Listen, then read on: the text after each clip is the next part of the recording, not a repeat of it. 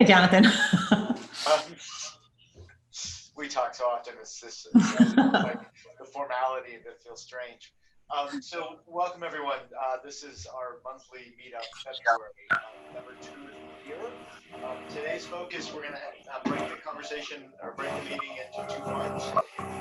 The first part will be focused on a dialogue between Lynn and I, but I want to make it interactive. So if other in the group want to ask a question or chirp in, please do. But she and I have some, scripted is the wrong word, but some materials that we want to go over. So it's not just entirely free form, but we do want to make this interactive. Before we get going, I want to just do a few updates about some things that are happening. I mentioned in the January meetup, do we have a January meetup? Yes, January meetup, and December in particular, that we were moving towards creating a more organized and more clearly focused certification and training program. I wanted to let everyone know that I think we're about a week away from hiring the person that will lead that effort. We're really excited about this person. We're sort of in the late rounds of discussion. But she is a QuickBooks Pro advisor who taught for many years, really well aligned with what we want to do. And she'll take on 2 roles, not just onboarding, but also building out the certification and training content that we so desperately want and need. So that is happening, and we should see some early stages of that coming online in like late March, early April. So that's one task. I also want to do a few updates. I'm not sharing my screen. So We're hearing a lot of background sound. I don't know if it's coming from you with a new microphone or if it's coming from not me. somebody else. If everybody can mute, that would help. Sounds like someone's taken off or Okay. cutting the grass. That might have been you. So I'm going to share my screen just because I want to share a few things and show them. So a few little updates. We will be doing, if you remember last year, we've created a relationship with Lauren Fogelman. She is a accounting focused business coach. We did this 3-part series last year, set up as a step up as a trusted advisor, successfully raise your rates without losing a client, and how to create irresistible packages. All of these are available online, meaning the recorded sessions.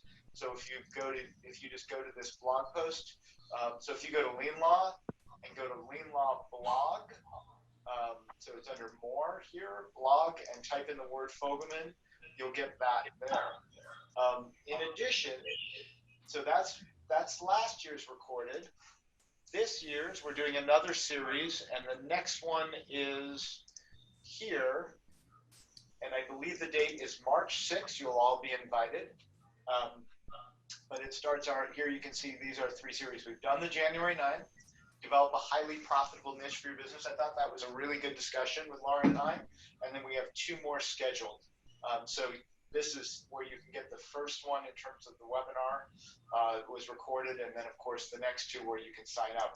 If you click this link, and again if you click Fogelman, it'll take you right to the Zoom sign up meeting. And yeah, it's March 6th at 1 p.m. Mountain, 3 p.m. Eastern. So 2 things to keep a heads up on. Okay, that was my, oh, no, don't do that. Sorry, Zoom was going to cancel. I want to share a few other things and sort of get into the conversation. So the first part of what we're going to do is talk about the mid-market client. Lynn and I have a series of questions and answers that we want to go through and back and forth and talk about that. And then I wanted to take a little bit of time in the end and show a feature that supports this in LeanLaw, which is reporting. So I want to spend a few minutes and talk about how LeanLaw reports and how some of that data can be of useful. And I think Linda and Sarah in particular can talk about how they've taken some of that data and mashed it up into other areas that are available. So as we mentioned, I'm going to kind of lead in. As we mentioned, LeanLaw is very focused on moving into this, what we call mid-market client. Typically that's 5 attorneys to 50 attorneys, and we'll get into the specifics, the characteristics. One of the things that I'm going to ask you, you're going to see you're going to see a number on here. The number is not set. It's not even a suggested number. Someone just threw a number on here. But I'm going to share out this.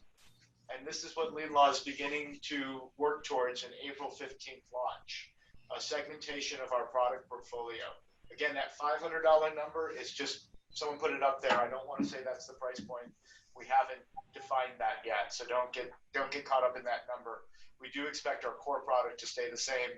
The names might change, and all of this is all just beginning to take shape. I'm only bringing that, this is an internal document to LeanLaw. It's not for public consumption yet in terms of what we're doing per se, but the idea is that LeanLaw is splitting off two products. The core product is going to be more focused towards the small firms and the self-serve firms, and we'll have a lot of product workflow or product support related to that. The pro product is obviously flexed into the mid-market client or those clients that expect and need more data. So I wanted to introduce that. That's where this is coming from on the LeanLaw side. Now, on the QuickBooks side, where this is coming from is this, advanced. So this might be news to everyone, but I'm going to speak to it a little bit from my take. Intuit created an advanced product for three reasons. Well, the catalyst was three specific reasons. One was that they felt they weren't supporting their larger clients from a data management standpoint, meaning it was very slow for these clients because they had so much data. Two is they didn't feel like they had their backs from a service perspective. And three, they didn't have the right features. From a strategic standpoint, there is quite a big gap between Xero, FreshBooks, and QuickBooks, and then moving up into Sage and NetSuite. So they wanted to come up into the advanced or mid-market, as they call it, to price disrupt. So you'll see that that's the introduction of advanced. And so what that means is they're heavily focused on launching this product. Professional services is one of their focuses, and then of course law happens to be one of those items. So we're very excited about that.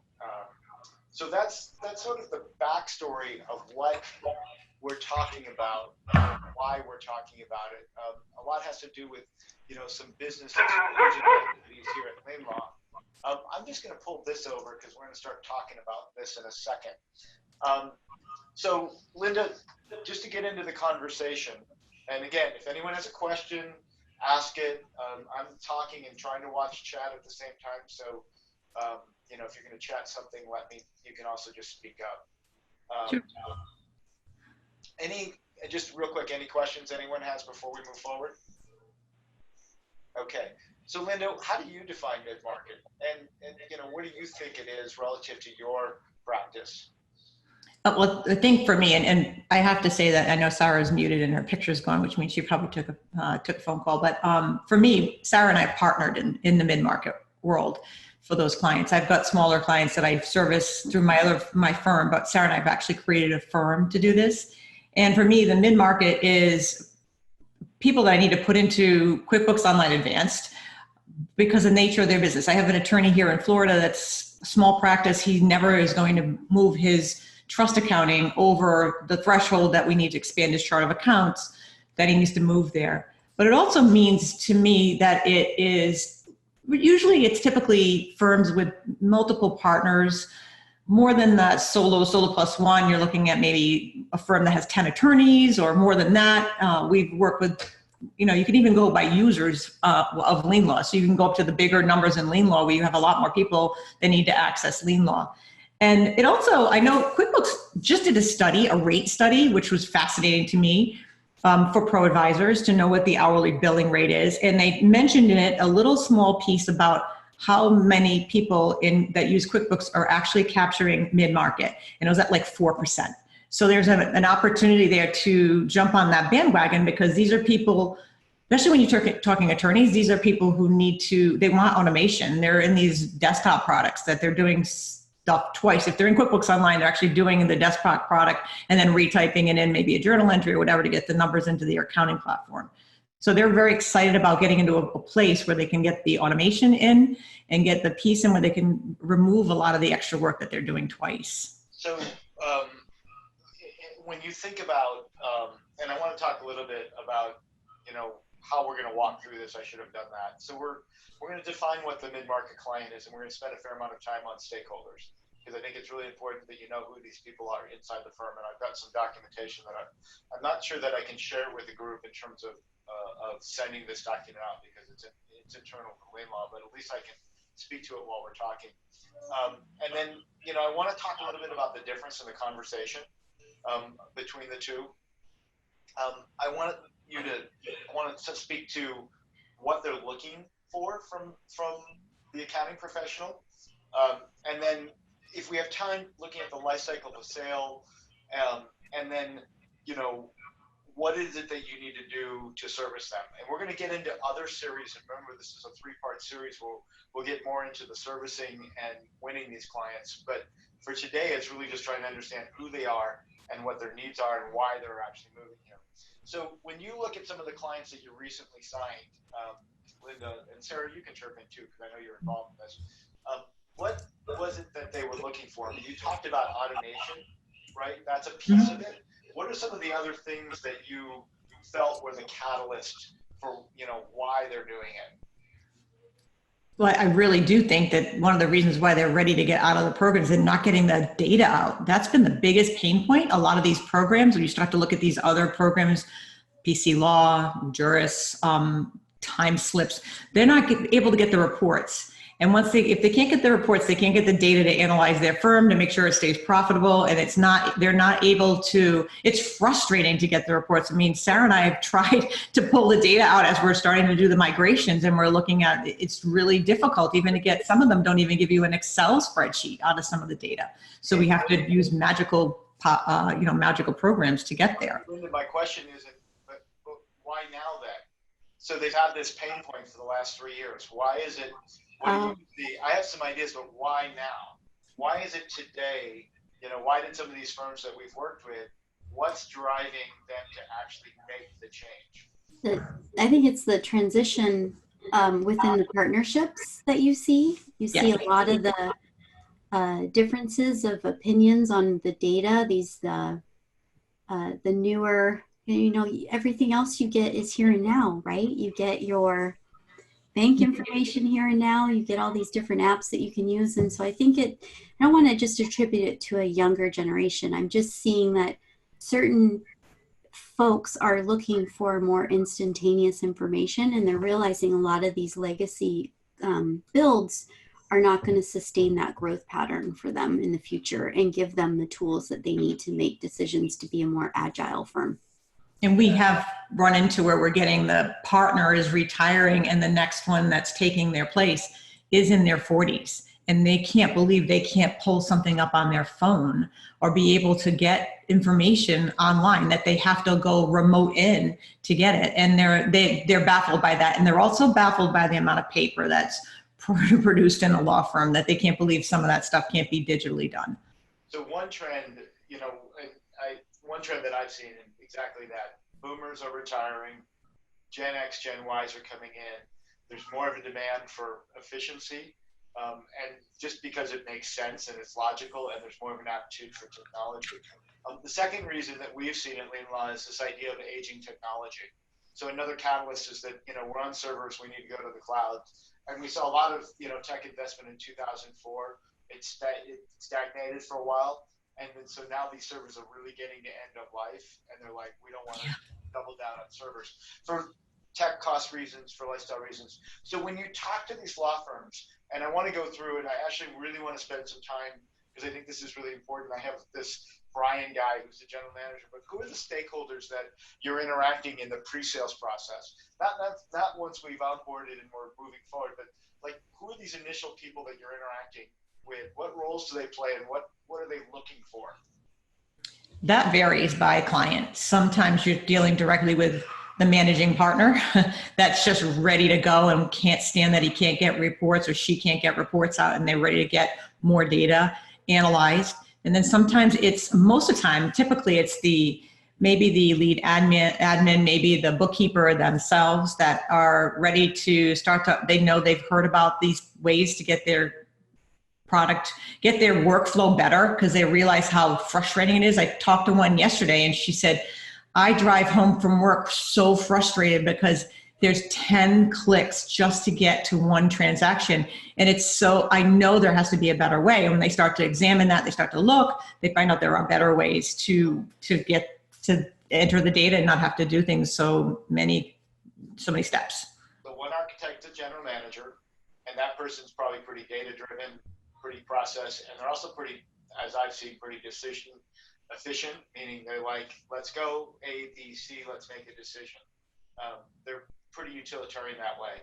So a second person you just talked about is the sort of office manager stakeholder. So I'm going to pull this sheet up real quick because I've done some work defining this. So I broke this up into who is the purchasing mindset. So who's buying this product? And I just want you guys, both you and Sarah, to validate this and kind of see what I'm thinking. So we have this general manager. And what we see at LeanLaw, what's driving this is this idea that they're the stewards of change and efficiency. They've taken over from someone that was running it in a pretty inefficient way, and they want to drive forward because that's their job, to be more competitive, to be more attractive in recruiting and retaining staff. There's also a lifestyle play for these people. I want to work in Europe. But I heard that exact quote from someone. I think the second one that you've talked about in that process was the office manager, business manager. And so that's the person who thinks more utilitarian. Like that's the person you were just talking to on that's driving home and like, I'm so frustrated because I have to do a lot of reports, and the reports are really hard to do. They think of it so where the business manager, I might see if you guys can see this the same way. When the business manager thinks about it, or the general partner thinks about it, they're thinking about it in efficiency, reports, data. It's sort of a business mindset, business interpretation. When the office manager or business manager is looking at it, she's looking at it more utilitarian. It's like, how do I do the work? How do I do the workflows, right? So when you're talking to the business manager, it's a discussion of reports, and the how-to is like noise to them. And when you're talking to the business manager, that office manager, that gets into, you did it this way in this tool, this is how you'll do your invoicing, this is how you'll do your expense. Are you guys seeing that kind of difference in the conversation there? Again, it depends on the client. Sometimes, like this particular client I talked to yesterday was the bookkeeper, and she was just super frustrated by the fact that she could not work the process. She said it's just so clunky. But then sometimes when you get a managing partner who is just excited to move into the cloud and move into a better product and move into something that they're going to get more data points, more reporting, it depends on that. And one partner, he's really looking towards getting better analysis per attorney, so he's able to give it to his attorneys, the lower attorneys, to be able to give them almost like a report card, so he can show them if they ask for a raise. This is what I'm seeing from you, how much revenue you brought in, and how you're doing in the firm, with other data points as well that we can pull in using the other tools. But I mean, so much of the reporting they're able to get directly out of LeanLaw that it makes it easier, because then you can keep everybody out of QuickBooks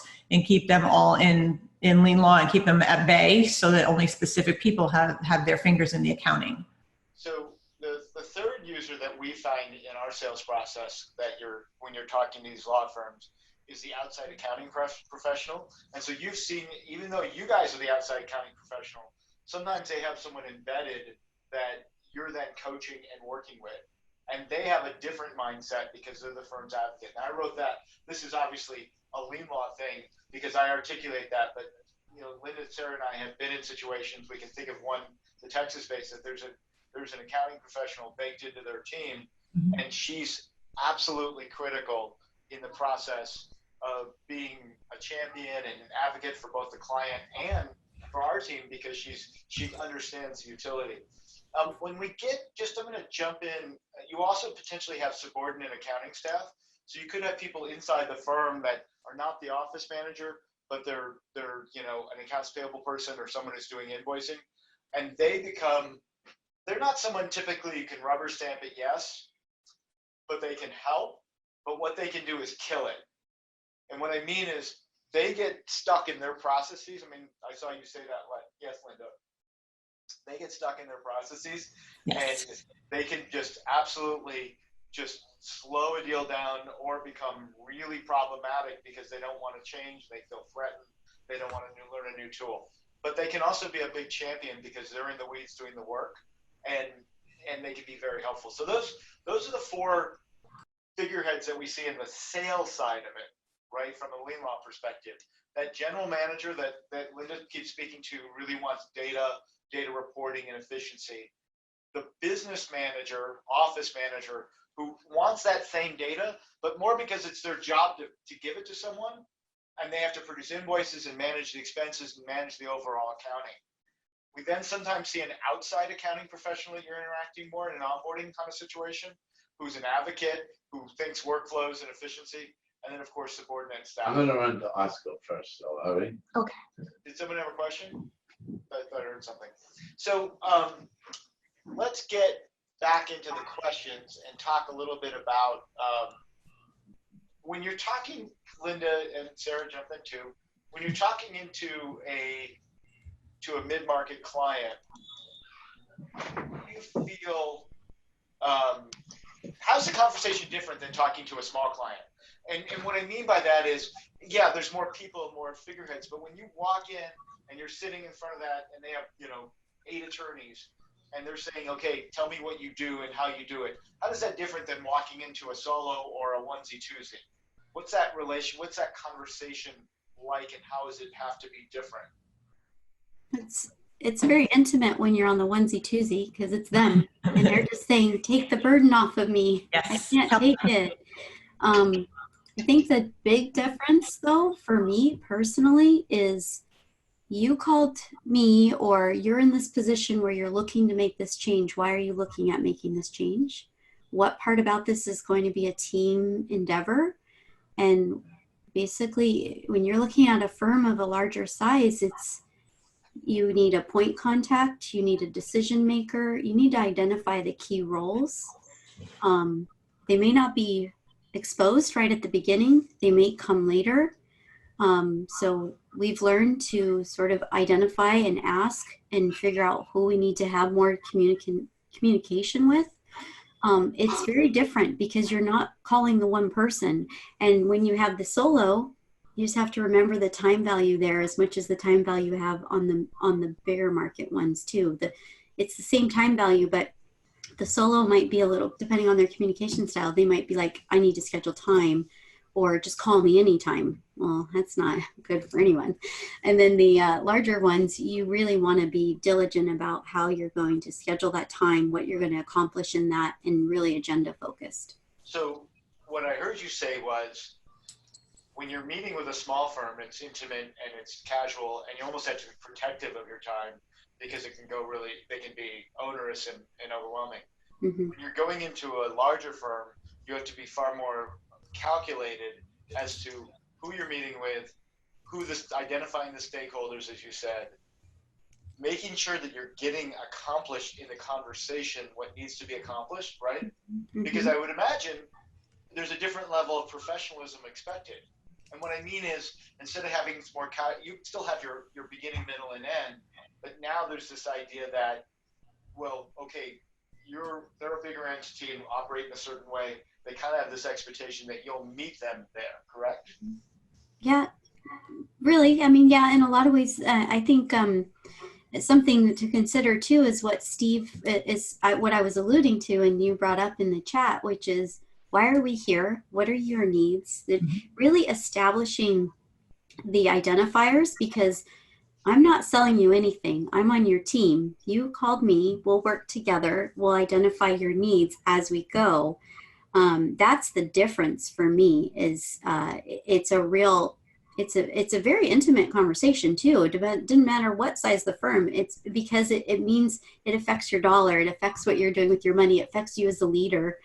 So yeah, no, I think you're right on the money. And Steve, that you're kind of like, you've gotten to my thought process, which is, and feel free to chime in. And don't you think, Sarah, too, that a lot of it's psychological, which the more we do these, the more we're able to kind of figure out, if they don't tell us, we still can figure out who's the person we should be talking to and who's the person that is going to make the decisions. You always want them involved. keep them happy. And then also when you're working with a bookkeeper, sometimes the bookkeeper may not be that technologically savvy, and you have to handle that in a different way than you get somebody that I just had that was great to work with. We worked really well together, and we actually might keep working on an ongoing capacity on different clients because their firm's great to work with. So it's all about those relationships you build, but that's why with Sarah and I collaborating, it works real well. East Coast, West Coast, we cover the country, but also the fact that if she's got something going on, I'll hop in, and vice versa. We just handle things together that way. So we're always being able to handle and take care of the client and take care of their needs when anything arises. Yeah, so I take a lot of meetings with lawyers because they're looking at LeanLaw, and I start every conversation by saying, so I'm happy to steward the conversation where you want to go, but I need to understand, what brought you to scheduling this call? Yes. And I want to probing around where they are today from my perspective. What tools are they using? Where are they today? I'm probing around pain points. Like, what is it? What's not working? Because remember, there's only 3 reasons someone calls an accounting professional. They're starting a firm. They're candidly firing an existing relationship. Something's not working, and they want a new person to do that. Or 3, they're outsourcing something. Now there's a little bit of change now adding, meaning I want to change platforms. So there's sort of a new, but typically it's around one of those 3 areas. So there's a catalyst, and understanding that catalyst really can change the scope of the conversation because where are you coming from? I think the other thing that you guys said, which is super duper important, you have to understand who the stakeholders are in the dialogue because it's not one person. And there are no's and yeses. And what I mean by that are when you're moving through the food, because you might be talking to a more junior person, and they can kill a deal. Right? They can say, I don't like this, it's not going to work for me, and that can totally kill a deal. But they can't approve a deal, right? So who can actually approve it? And what does that person need? Because what happens is what that managing partner and that senior business manager want and care and will tolerate may be different than that junior person. And they might say, we're going to deal with that. I've seen it all the time. We'll work through that problem because we like the solution that we're heading in. So that was mapping out who these stakeholders are. So have you, Linda, you specifically started, with smaller law firms, and over the course of the last 18 months switched to bigger. Has your messaging changed? I would say messaging, you mean with my advertising, or do you mean with me working? When you come in and you have that conversation, has it changed in what you're selling in terms of your value? Because remember, we're not selling, at some level they're services, but really it's what's the value of the team? Like, is that changed or maybe been more productized, now that you're talking to these people more frequently? I think for certain, for being able to sell the advisory services that Sarah and I are starting to really work towards getting to doing budgets and forecasting and things that a solopreneur doesn't really have the budget for. They might feel that they don't have the time or need for it, and they actually do, but they don't want to spend the money on it. So with a larger firm, you're dealing with multiple partners, and everybody wants to know the exact data so they can figure out where they're going to go and how they can grow smarter and grow in a great path. And I think that a lot of times for that purpose alone, when you've got multiple business owners in the same business, they have the same agenda, it's good to be able to provide them those data points so they're able to make really great decisions based on what's there. Because a lot of times when we've gone into talking to attorneys and they'll be like, I spent this much on marketing. And then we start asking them the deep questions about, so how do people find you and all the things that you kind of need to do. And now we've actually partnered with a marketing firm too that's been helping us moving forward. That works really great with lawyers. So you get these, you start to do these bigger accounts, you start to have a little bit different look at it because they don't have a problem spending the money on those things because they realize the importance of it. Yeah, sometimes you have to condition them to understand the value. I remember one client that, they had a sticker shock, and then when they went through the process, they realized the value of it. And most law firms recognize when they make change that there's an investment in it. And I think what I keep hearing you say, Linda, back, and I'm very in agreement, and it's kind of where LeanLaw is thinking, is this catalyst of change is about overcoming the inefficiency of workflows and getting to a place where data is accessible, transparent, and usable. And so our jobs in this collective community is to recognize how do we create the workflows, because workflows generate data.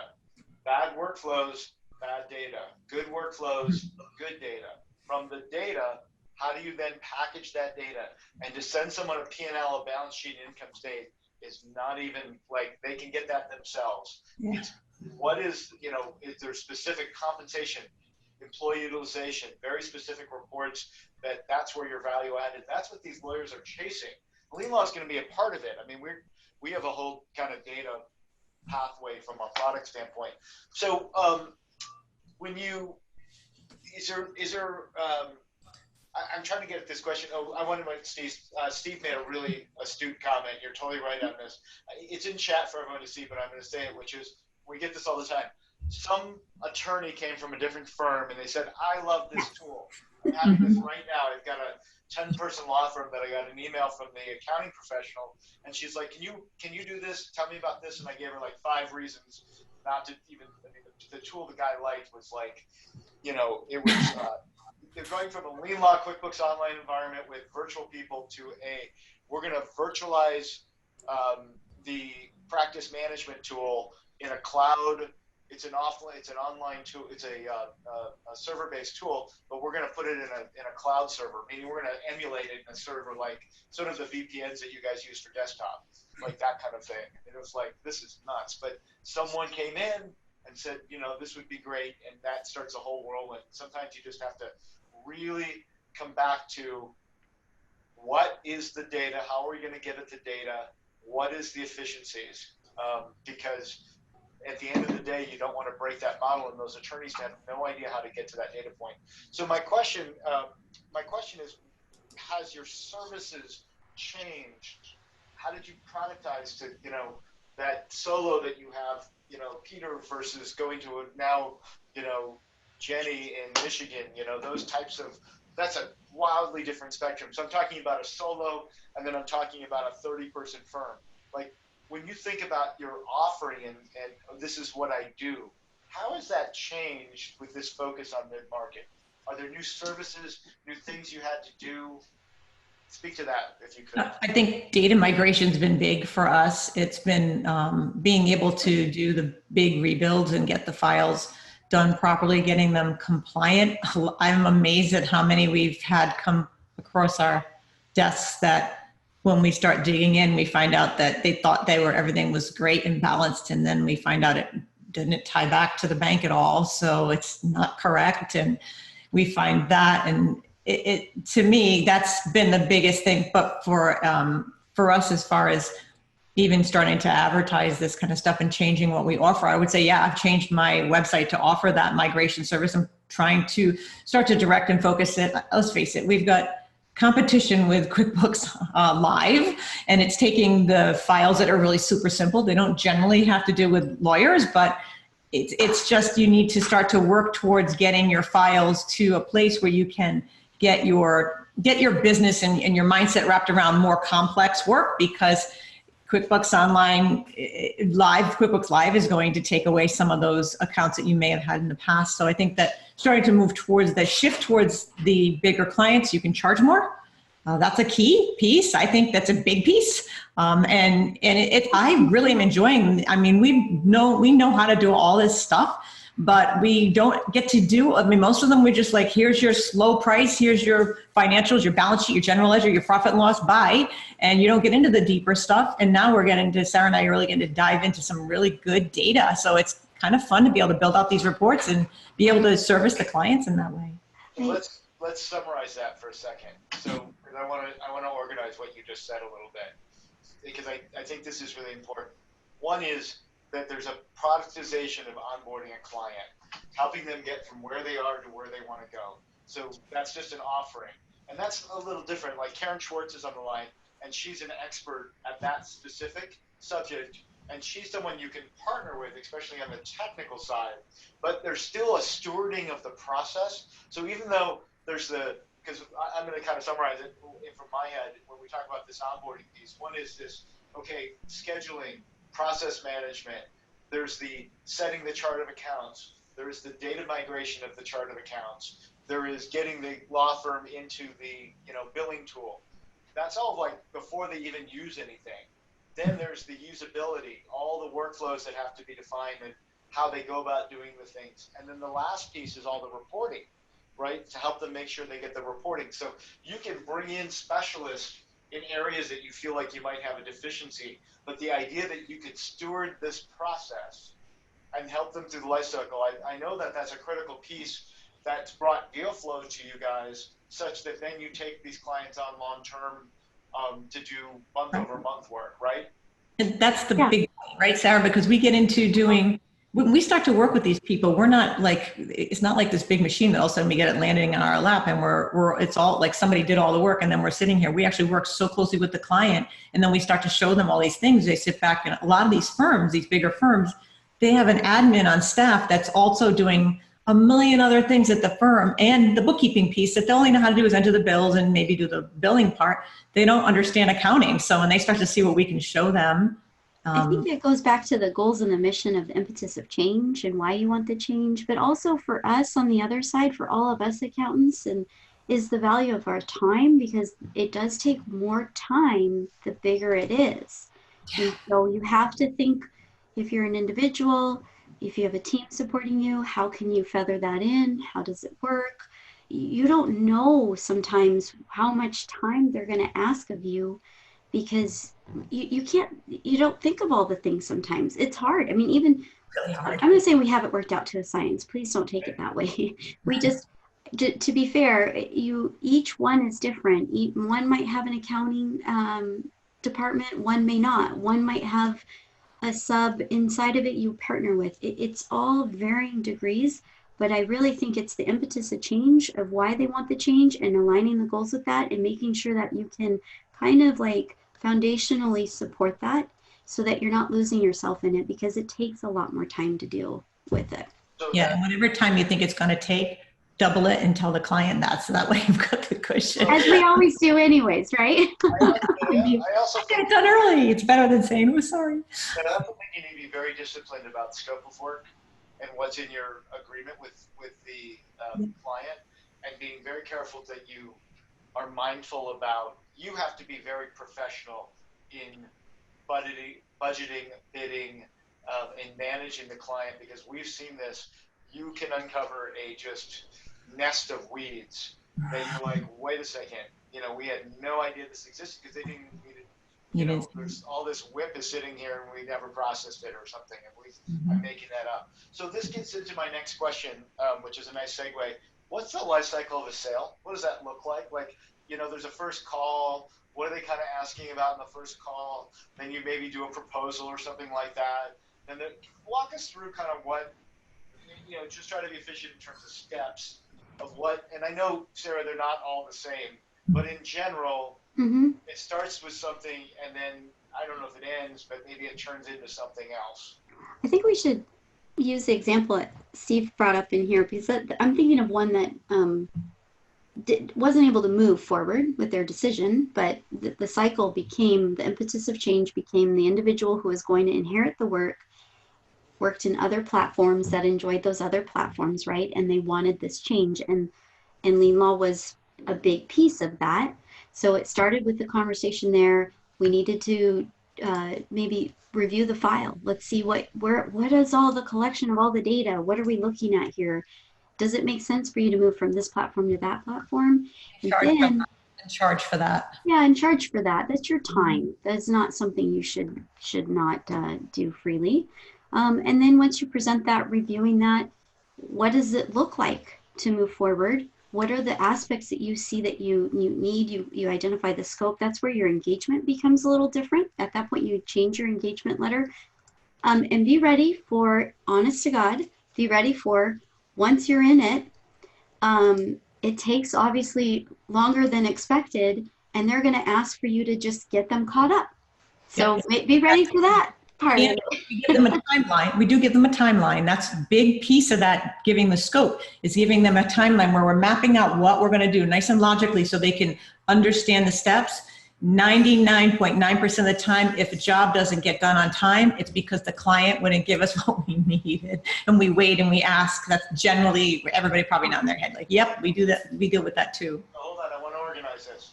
Step one, there's a conversation, and it starts with some forensics work, right? That's what I heard you say. I need some forensics to get in. So, and there's a product there. I charge X dollars to do forensics. And what I always coach is that if you give them this forensics at some dollar and never talk to us again, there's value in it. Yeah. Right? That's how you sell that. There's value in this. You may never talk to us again. From that forensics, it sounds like step two, a schedule, a budget, a scope of work is defined. Is that correct? You don't. Yeah. That's step two. We sell the forensics up front. Yeah. Then we from the forensics we do a scope of work. Then we get into implementation, right? Yeah. And then we need to go essentially. There's a life cycle of implementation of the change, and there could be some modifications, revisions going on. We have to go back. We change the scope of work. We have to be really disciplined about that, right? Because it can wash out in a lot of waste of time. Yeah.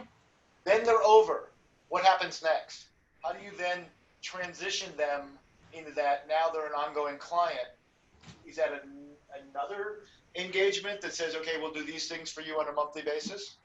Yeah, brand new engagement, brand new. It's interesting what they discover too through the process. You're becoming that trusted ally, whoever you are to them. You might be just ongoing support services, which is also kind of nice because lucrative. And also too, when you start to work with them, a lot of times when they start to see what you can do, it starts the wheels turning about who sees their data in their office. Maybe they don't want the office manager or bookkeeper to see the weighted. So it's an opportunity to open the door to, hey, we can do this outsourced for you. And then you can keep, and they're always overworked. I've not seen yet a law firm where the admin staff's not overworked. So now they can take, whoever's on the admin staff and put them on something else that doesn't involve sensitive data. And that's the big key, is the sensitive data piece. And I think that's really important, is that the forensics and the migration creates a trusted relationship which evolves into something else pretty organically, ongoing. And we've seen that happen with our LAP community, in that changes, and now you have the ongoing. So you might have this trepidation by saying, I don't know if I want to do onboarding as a function of my work, but the truth is you're just winning clients, because a good percentage of them will be long-term clients. I'm just curious, can I just ask, and if you all want to share, you're welcome to. I'm just curious, even if it's not just this profession, in general, is everyone doing a file review fee? Mm-hmm. You're looking at everything? Great question, because I wasn't. That's why, in full transparency, I wasn't until I met Sarah. And then all of a sudden I'm like, oh, and then I'm like, should I give it back on the contract? Nope. No. It's a value of service. Okay, so a few people are chiming in chat. That's great. I don't know if anyone else wants to chime in. I think it's a value to our community because it is a diagnosis of some sort, whatever you want to call it, but just be careful what rules you can follow and how you call it, depending on the state. So okay. And you know what, we have not really had anybody push back on that with the attorneys. They understand it. Here's the thing.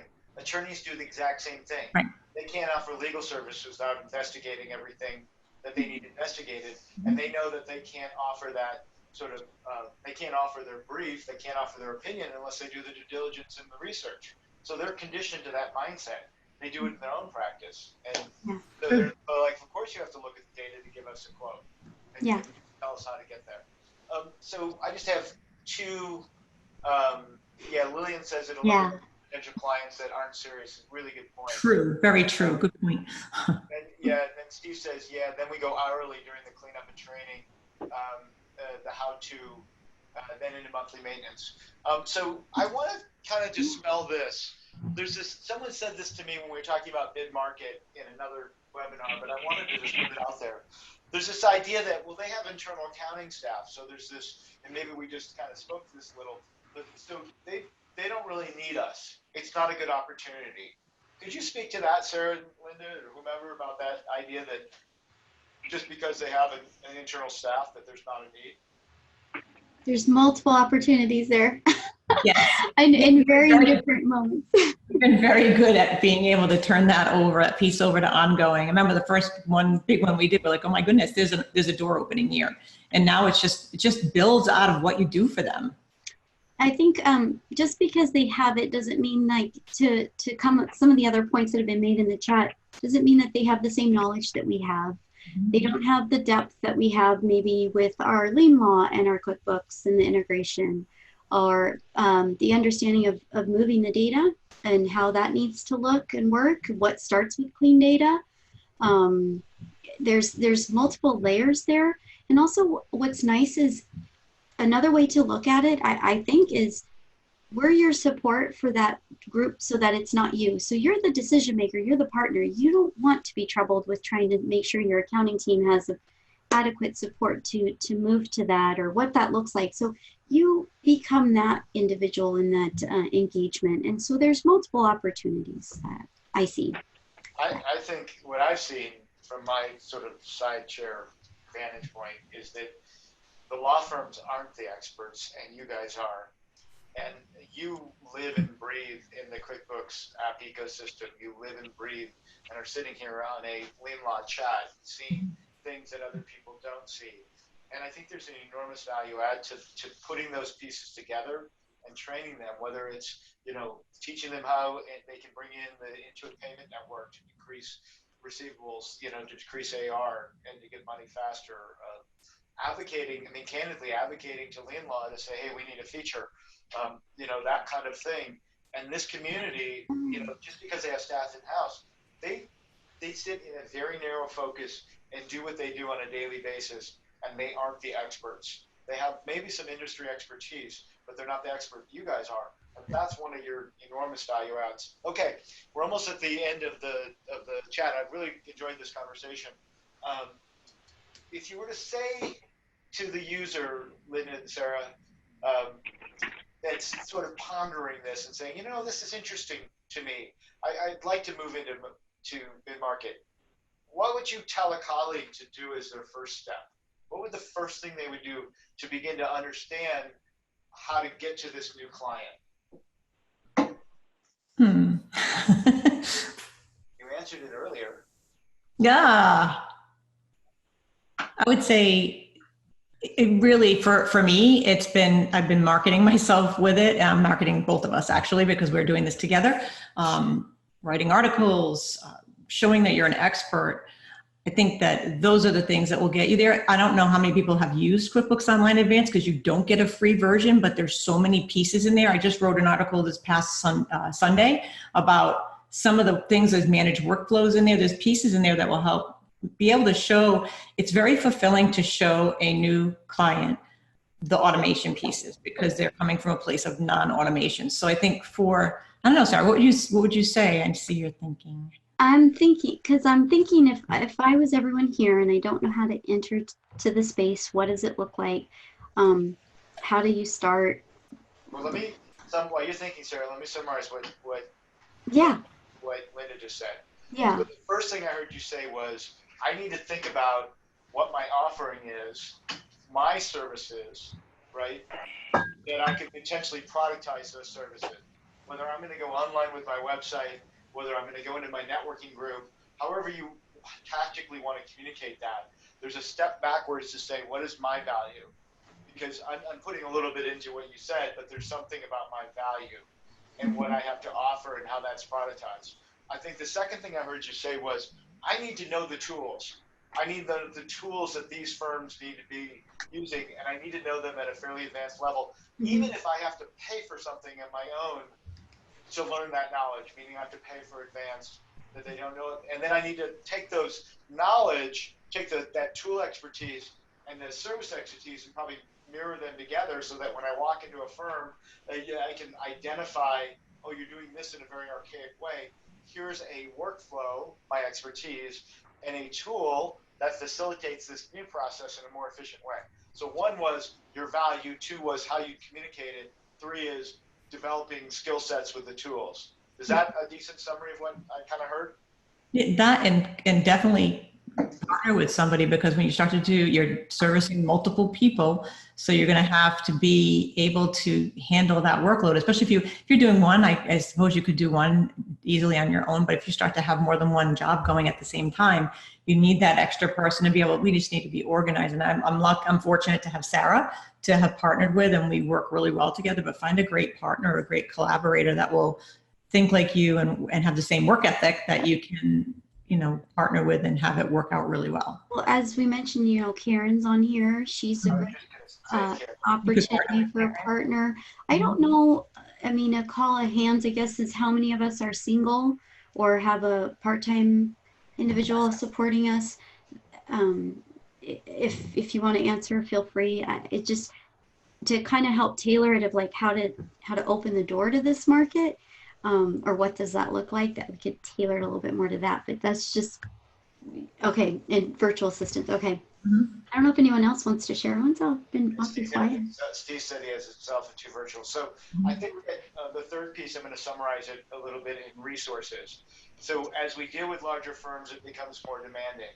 And there's resources both in terms of capacity, what you're skilled and best at doing and what could be offloaded to a team in terms of some workflow. But then there's subject matter expertise.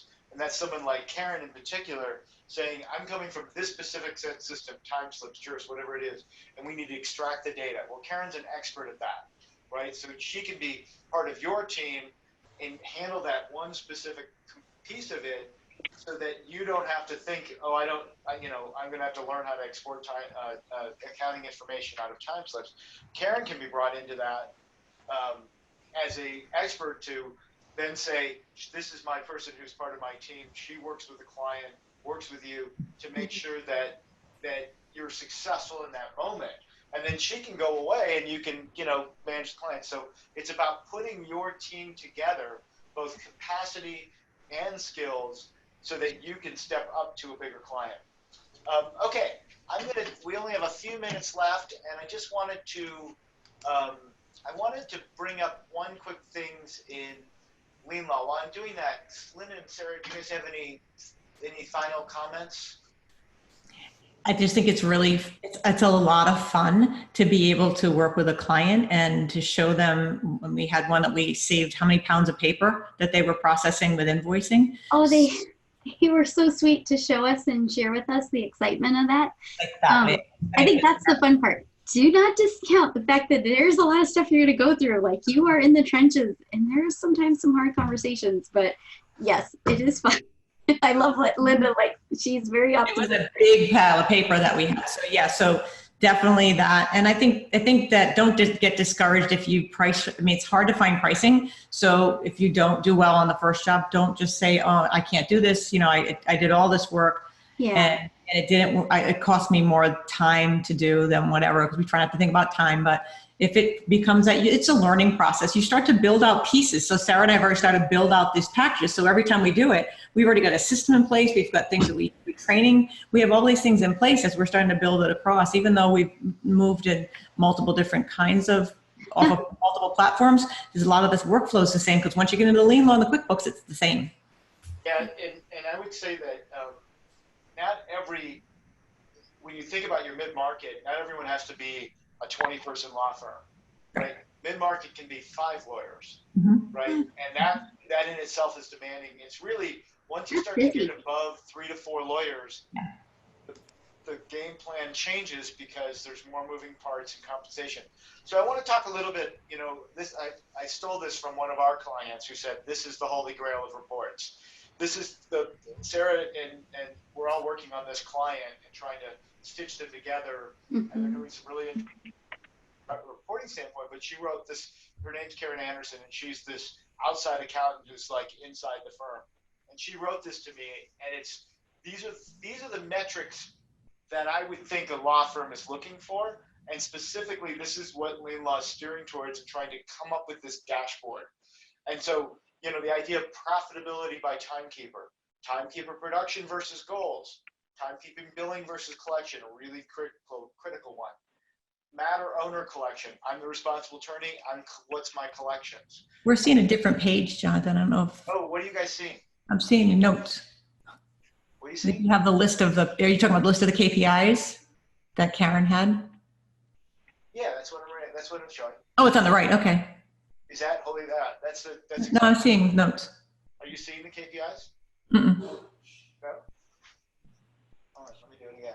I'm sorry about that. And actually, it was the partner that came up with the KPIs in that particular case. Oh, here it was is. the one that really drove the points home for the, yeah. And I hope you can see it now, but it's okay. I can just speak to it if you can't see it. And this is really, I mean, this audience, I would be this, how do I say it? This showing my notes, my scratch notes, but I just think it's pertinent to this conversation and it's not rocket science. So collections metrics, they want this automated, they want it, and then at the end, they want this. This is what we're really working at, this idea of a performance score. The idea that we can score an attorney and look at multiple data metrics. Now, not all of this is in LeanLaw today. It's nowhere, right? That doesn't exist in a tool. So this is an opportunity to take some of these metrics and be able to mash them up and report back to your client and give them insights on it. From a LeanLaw perspective, can you guys see my screen now where I'm showing? We see them. So LeanLaw, one of the things that we're talking about with mid-market is what are the core reports that we need? And we don't have them all in play right now, but there's some base reports that we think are there, and they kind of are similar to what I just spoke to with Karen's list. But I want to show you what we have today just to get a sense of it, what are really important. One is this ready to build / whip report, and this serves two functions. And my data set's crappy, so I apologize. I don't have great data in this. But the idea of the whip report, and hopefully it'll load, who knows, is that it shows what, let me just show it here. It shows what we have billable. So I can pick for my attorney and say, what are the hours, expenses, and fixed fees in total that's ready to be billed, this $80,000.